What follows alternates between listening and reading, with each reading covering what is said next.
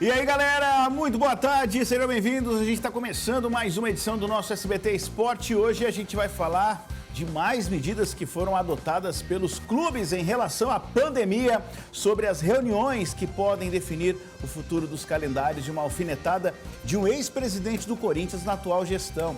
E como sempre, você pode participar com a gente mandando o nosso SBT Zap, manda sua mensagem aí no nosso SBT Zap 18 991 437891. E a nossa falta, a nossa saudade, eu já ouvi Marília Mendonça essa semana várias vezes pela saudade que eu tô do futebol, Caio Esteves. Tudo bem, Mário? Boa tarde, pessoal de casa. Quantas vezes você já ouviu Marília Mendonça? Sofrência? Muitas, eu assisti a live, inclusive.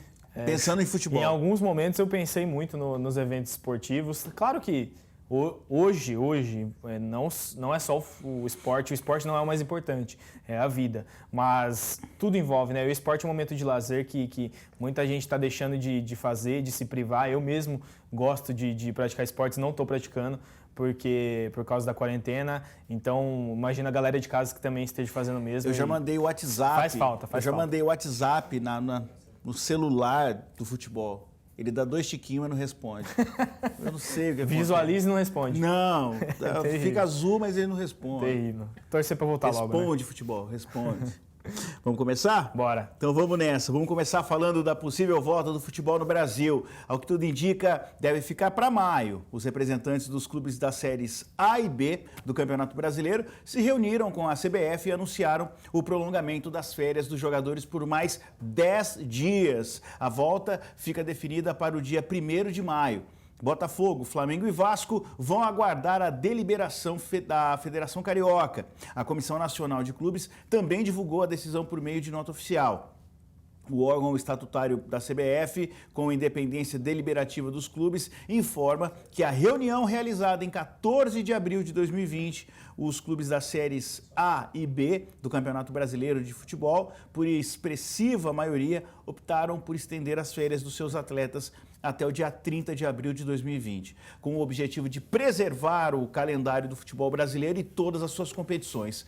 Nos resta agora aguardar o que vai ser definido hoje na reunião da federação, né, Caio? É o caminho natural, né, Mário?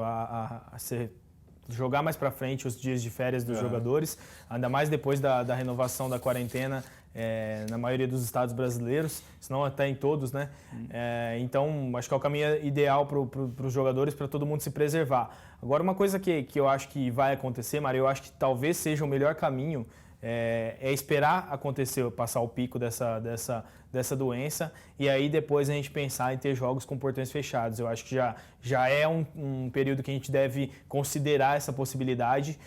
Não sei se só no estado, como a gente falou ontem, de uma das propostas que a CBF estuda, mas talvez já pensar em 2020, a gente não ter torcida em nenhum estádio brasileiro, mas sim as competições. Eu acho que é um caminho, vai causar muito prejuízo, principalmente de bilheteria, que a gente sabe que os clubes dependem também disso, da questão de ingresso, de plano de sócio-torcedor, mas talvez seja uma alternativa. Eu acho que já começa a ser plausível a gente imaginar jogos de futebol sem torcedores nesse ano.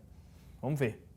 Bom, continuamos falando de calendário. Hoje nós vamos ter a reunião da Federação Paulista com os representantes aí dos clubes da série A1 e A2 para definir o que vai ser feito do Paulistão.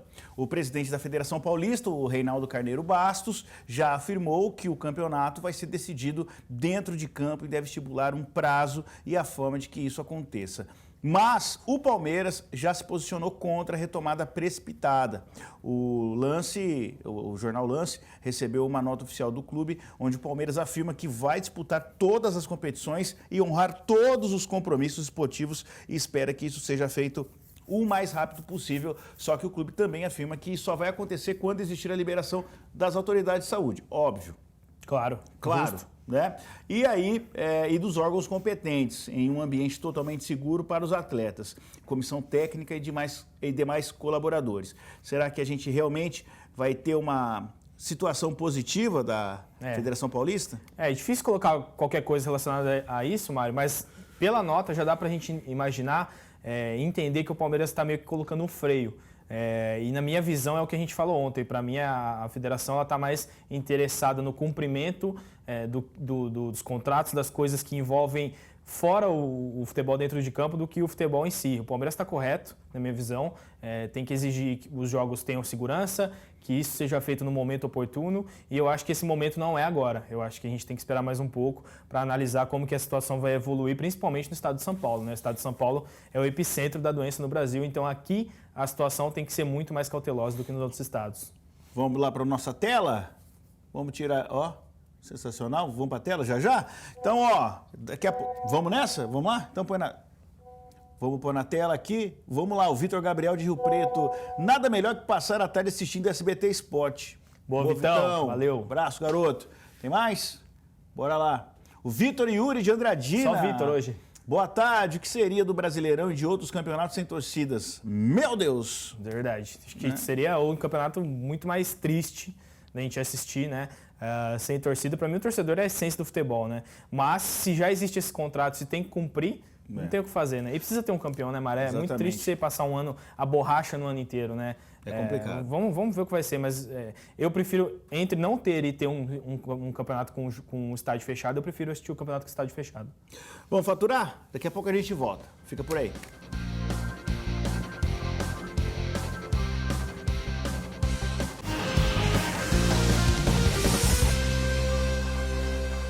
E a gente já está de volta aqui no nosso SBT Esporte e o assunto é coronavírus. No CREA São Paulo, o profissional está seguro. Sabe por quê?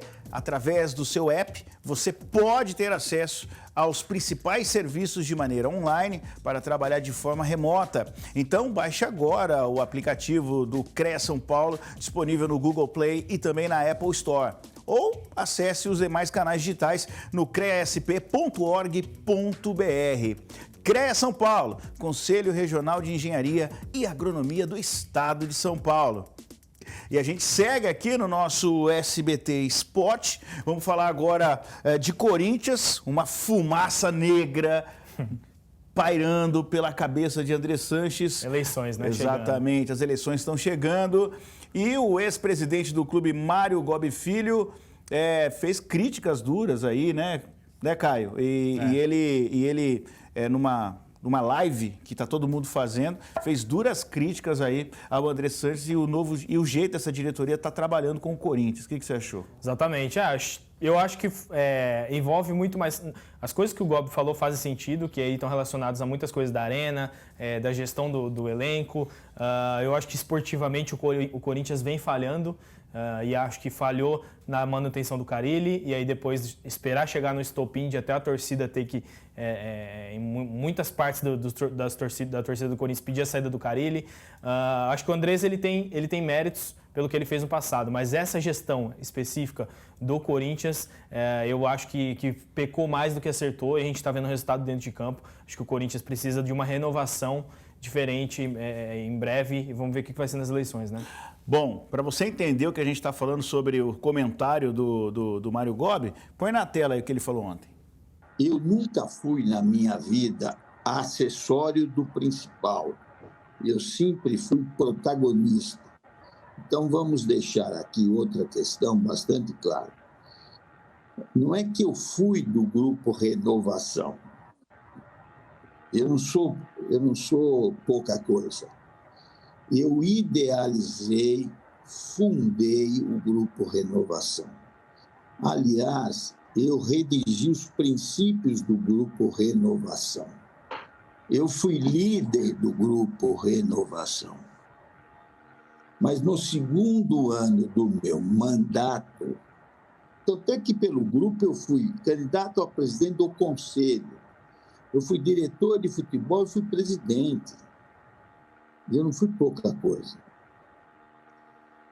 Acontece que as coisas no grupo foram se distanciando dos princípios redigidos. E no segundo ano de gestão, houve um rompimento tácito, não expresso, tácito. Mas por que você não rompeu, não fez um estardalhaço? Porque só ia perder o Corinthians. Pesado, política, né? Pesado. E durante a live, o Bandeira de Melo, o presidente do Flamengo, ex-presidente do Flamengo, foi perguntado se toparia trabalhar no Corinthians em alguma possível gestão de Mário Gobi. mas o ex-dirigente do Flamengo negou. Ele agradeceu o convite, mas disse que a ligação com o rubro-negro é muito grande. Bom, o Mário Gobi e o Isabella também já foi candidato a presidente do Corinthians. Então, assim, são dois candidatos, dois pré-candidatos para a próxima eleição. Então, fica mais fácil, né? Eu acho que o Gobi, o envolvimento dele com a renovação e transparência, com a chapa, ele é muito claro e realmente o Gobi ele foi fundamental para que essa gestão ela chegasse onde está hoje. Mas ela se desmanchou praticamente. Tem muita gente que era importante dentro da gestão que hoje não faz parte do Corinthians, do grupo que gera o Corinthians. É política, Mara. É natural que haja ali a questão do desmanche, de cada um optar pelo interesse. O Gobi, a meu ver, ele não está errado ao falar que hoje a gestão ela não cumpre princípios do que ela foi criada. Vamos ver o que vai ser, mas eu acho que o Corinthians precisava de uma renovação política e quando a gente fala de renovação política, a gente fala de renovação em tudo, fora o cenário esportivo, envolvendo tudo, estrutura, questão financeira. A Arena é uma coisa que para mim ela foi essencial para o Corinthians, mas derrubou o Corinthians por muitos anos para conseguir pagar. Eu acho que era necessário fazer uma revisão geral do que o Corinthians representa hoje, do que ele pode chegar, aonde ele pode chegar. Boa. Bom, se nós não temos um posicionamento oficial nem da CBF, nem da Federação Paulista, a Conmebol também não tem nada definido. Segundo a ESPN Brasil, a confederação trabalha com a possibilidade da volta dos campeonatos até junho ou julho. A ideia é soltar um mini calendário mensal sobre os jogos e as suas datas para Libertadores e Sul-Americana, usando semanas que estavam livres na programação sul-americana. O planejamento é mais difícil porque a Conmebol precisa aguardar o fim do pico da pandemia e a reabertura das fronteiras nos 10 países filiados, e os jogos também poderão ser realizados com portões fechados. A situação da Conmebol é muito mais difícil ainda do que as federações, né? Muito mais, complicada a vida deles. Muitos países, tem países que estão no momento pior, tem países que estão começando realmente o pico da pandemia, então a análise tem que ser feita num contexto muito maior, né, Mário? Eu acho que é normal. A Conmebol tinha um prazo de maio, lembra que a gente até falou aqui de início das atividades dos campeonatos em maio, e aí agora você já jogou para junho e julho. Vamos ver o que vai ser, mas não dá para a gente falar nada. O posicionamento de hoje, e falo até dos órgãos de saúde, do governo estadual, do governo federal, pode mudar amanhã. Essa pandemia ela avança muito rápido e os panoramas eles mudam muito rápido também. Então é normal também que a gente veja isso no cenário esportivo. Eu acho que vai ficar para mais ou menos isso aí mesmo, meio do ano. Se você quiser rever o programa, ele vai estar disponível lá no tela2.com.br na versão full, hein? Então pode ir lá acompanhar a gente a hora que você quiser. Só chegar. Um grande abraço para todo mundo e amanhã tem mais aqui SBT Sport. A gente se fala. Até mais, até amanhã. Tchau, até mais.